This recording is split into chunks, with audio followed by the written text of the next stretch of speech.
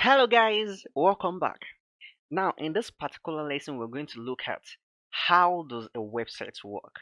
Now what really goes on, let's understand that. Okay, so the first thing is the communication in a website basically works in two phases. Now the phase one, the client, which is as we discussed, might be your computer, might be your mobile phone. Okay, makes a request. Now, let's say, for example, to a website address www.google.com. Now, after making that request, what happens is remember when we talk about that in that particular lesson, we talk of the ISP, your internet service provider, basically giving access to the internet. So the request actually goes through them, your internet service provider. Okay, then the next thing is they also try to quickly do something which is look into DNS record. There's something called DNS. Now, for those of you who have built a website before, or maybe who have bought a domain before, you must have heard of the term DNS record. DNS. So the DNS basically stands for domain name system.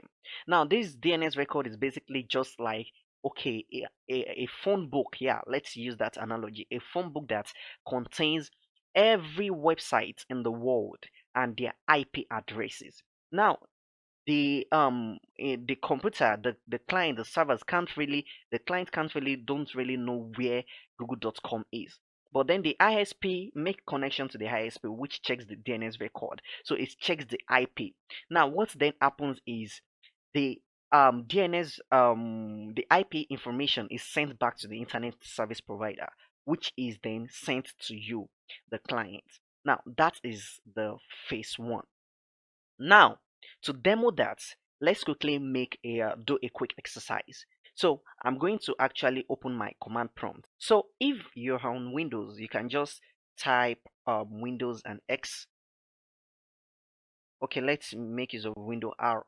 And then right here, we can just do something like CMD, which stands for command prompt. Okay, when I press enter, that's going to open up the command prompt right here. Or if you are using Mac, you can just go and open up your terminal.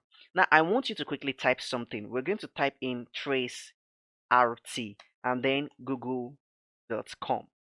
Now, if you are on Mac and you're following this on Mac, type in trace routes, not trace out, which is, let me type that here, trace routes. So trace out wouldn't work on your Mac.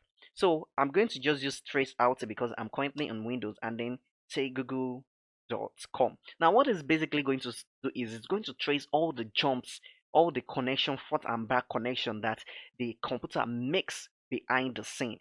So, and then to get the IP address. Now I'm going to go back to the lesson. Now you can see before I continue, you can see right here it gave us IP address. So this what this is basically doing is tracing the amount of jumps. Okay, so then the ISP sends back the IP address back to the client. Now this looks something like 142.250. No one remembers that. That's the essence of domain names. Okay, so then the phase two. Now the phase two occurs in such a way that the client now sends another request. Now the IP address is just like okay, hey, you're going to a particular place and let's say you don't know the address, and then you look out maybe the local town store and hey, I'm going to the house of John Doe, and then okay, they look up the record and tell you oh it lives at maybe number 2 First Street, etc. So that's basically the same thing that happens. That's what the DNS and everything. That's what happens behind the scene. So now once the client gets the IP address, now it knows where to make the connection to, and then it says okay, makes connection to the website server, and in this case, Google servers. Now, okay, Google servers then receives that particular request and say, hey, yeah, okay, you want this particular thing. All right, let me see if I have it and give it across to you. So, and then it makes a response which is in form of website files such as HTML, CSS, JavaScript. Now, note this might not just be just HTML, CSS, JavaScript files. It might also be some other form of data such as JSON, etc. and then it sends that back to the client, and then the client then does the work of displaying that. Now, back to the previous task we had. Remember when we did the trace route? Let's get back to that.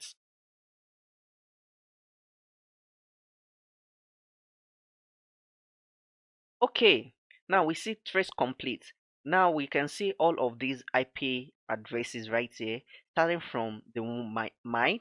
Okay, and it moves until it finally got here. So this is the amount of front and back movements. Now you don't notice this because it is very fast, very fast. So you can see 336 milliseconds for this. You can see very fast. So a client, a user usually does not notice. Now let's check that out in the browser. So if I should open up my browser, so this is my browser right here. If I should come here and I should, instead of typing google.com, I should come right here and copy this particular IP address. All right, copy it and then just paste it here, and then let's go. Let's see what happens. Okay, we can see it's reloaded to google.com, which is also the same if I should just type in google.com. Okay, I can decide to type in the IP address and it should still connect. Now, that is essentially the essence of the domain name system, because we can't start putting the IP addresses in our heads. So, and that is basically what happens in between the scene. So, I hope you've learned something in this lesson, and you're going to see we're going to also apply that further in the line. So without any further ado, let's move on, and I'm going to see you in the next lesson.